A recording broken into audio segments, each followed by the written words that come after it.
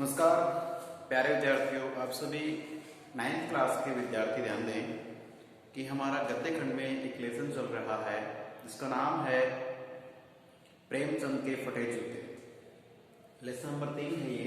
वैसे 6 नंबर पे था, कुछ लेसन कटने के बाद हम बात करें यानी कि सीरीज वाइज बात करें तो 30 नंबर का लेसन बनता है प्रेमचंद के फटे जूते।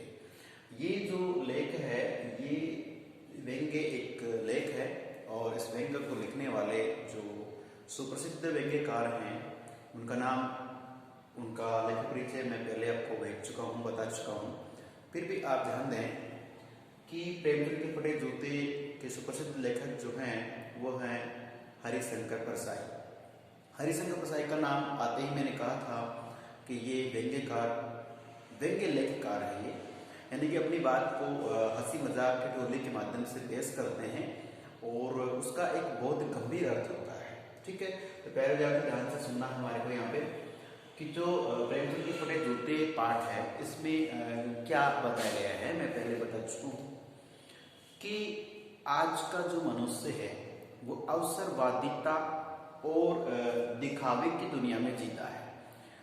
दिखावे के लिए कई बार मनुष्य क्या करता है कि अनावश्यक कर्जा ले लेता है, या किसी बात को कहने के लिए कर्जे की जरूरत नहीं है, लेकिन किसी बात को बेस्ट या अच्छे ढंग से पेश करने के लिए बात को तोड़ मरोड़ के पेश करता है, उससे बात का वास्तविक अर्थ खत्म हो जाता है।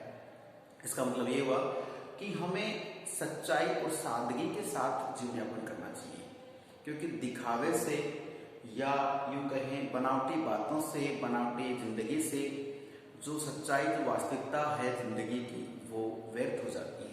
तो यहाँ पे हरिशंकर परसाई हैं, वो मुंशी प्रेमचंद की एक फोटो के सामने खड़े हैं, अर्थात मुंशी प्रेमचंद की फोटो है वो लगी हुई है। फोटो में उनकी पत्नी भी उनके साथ है।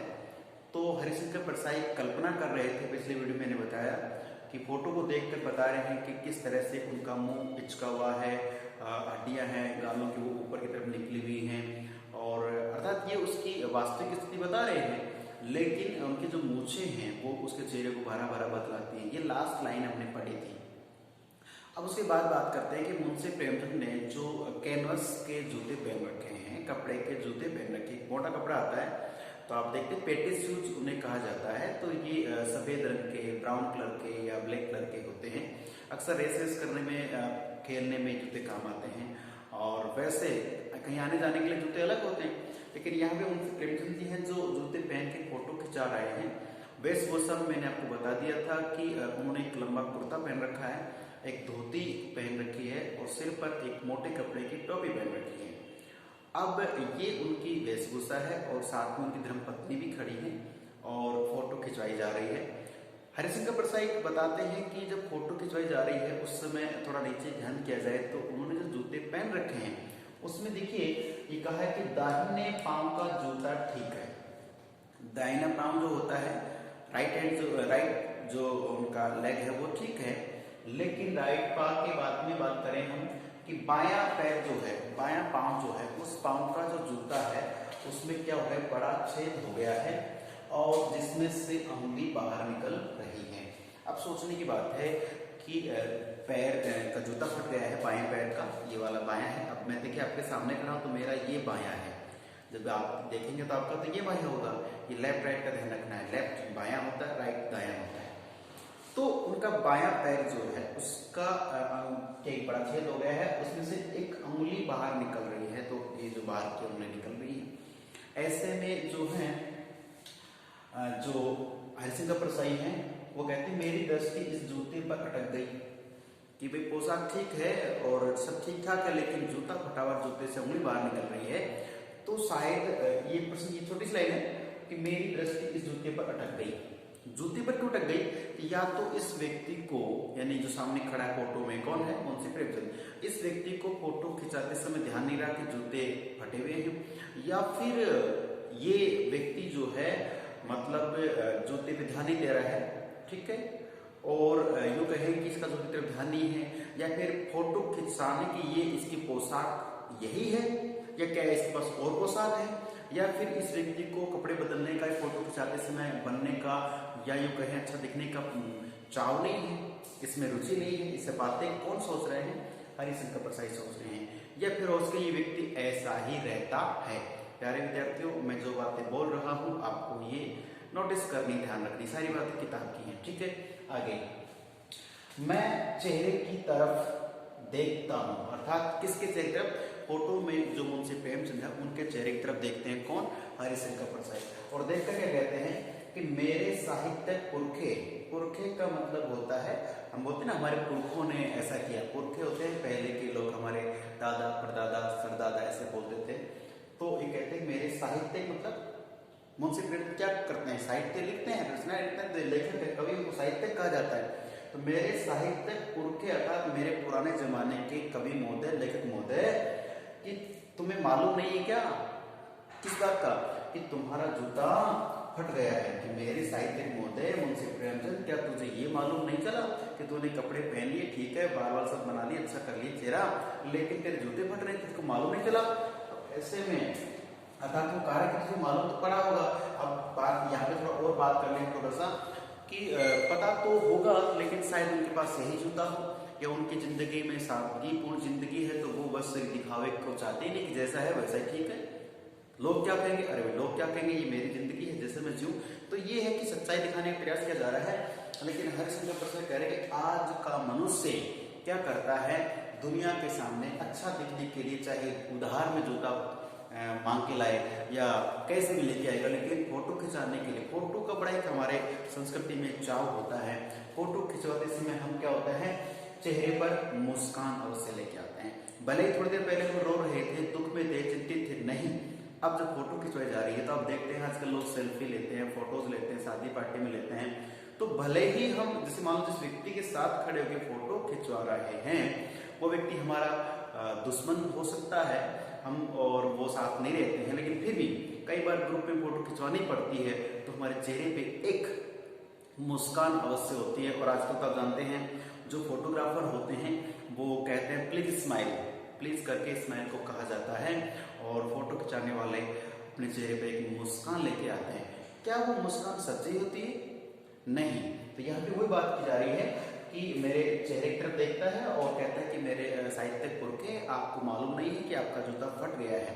और फोटो खिंचाते समय आपको थोड़ा ध्यान रखना चाहिए था कि आप अपनी जो धोती पहन रखी है उसको थोड़ा नीचे तक कर लेते। अगर वो धोती जमीन तक टच करती, जमीन तक जाती, तो आपके पैर की उंगली नहीं दिखाई देती। अर्थात ये इस बात का मतलब है कि हम अपनी कमियों को किसी और माध्यम से छुपा सकते हैं। आप जानते हैं ना, जैसे मान लीजिए कई बार हम कुछ बोल रहे होते हैं, 4 सेंटेंस हम इंग्लिश के बोल लेंगे, उसके बाद हम हिंदी में आ जाते हैं। इसका मतलब हमें अंग्रेजी आती है लेकिन बहुत कम आती है ना। तो कहीं ना कहीं ये देखिए मनुष्य अपनी एक कमी को छुपाने के लिए दूसरी चीज का उस पर थाप लगा लेता है, ढक लेता है। तो हरिशंकर से कहते हैं कि आप अपनी धोती को नीचे कर सकते थे, है ना, तो आराम से आपके पैर की उंगली नहीं दिखती और फोटो में आपकी बहुत अच्छी फोटो आती। लेकिन कुछ व्यक्ति होते हैं कि चाहे हवा कैसी ही चले अपने आप को एक ही गति में रखते हैं।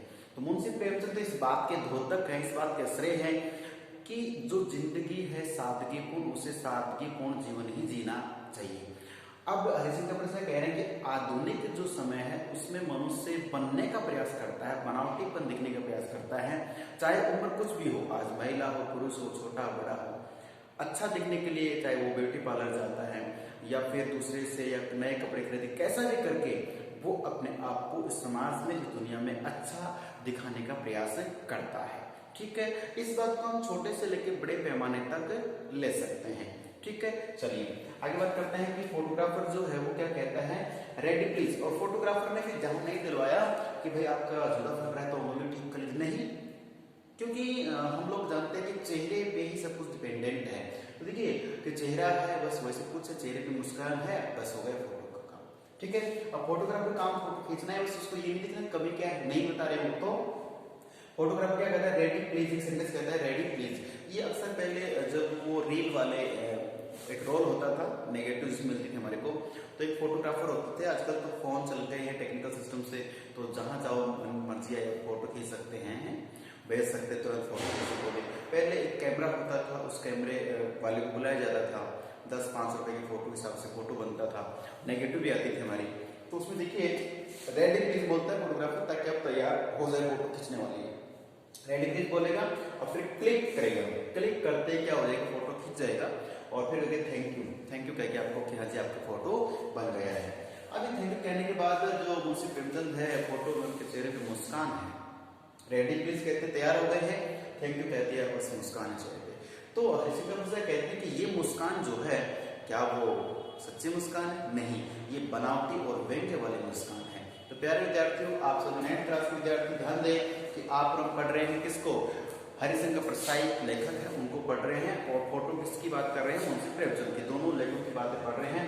एक लेखक है वो अपनी सादगी, अपने जीवन की स्थिति को बयां कर रहे हैं, और दूसरे जो हरिशंकर प्रसाई है वो आधुनिक समय में मनुष्य के दिमाग की नई नई तकनीक की सोच उपज को पेश कर रहे हैं। ठीक है, तो मिलते हैं अगले वीडियो में कि फोटोग्राफर क्या कहेगा, मुंशी प्रेमचंद को उस बात में झुलाट आएगी या फिर क्या अपने आप को चेंज करेंगे, नहीं करेंगे, सारी बातें करेंगे हम अगले वीडियो में। ठीक है, तब तक के लिए नमस्कार, धन्यवाद, और अपने आप को सुरक्षित रखें और पढ़ते रहें।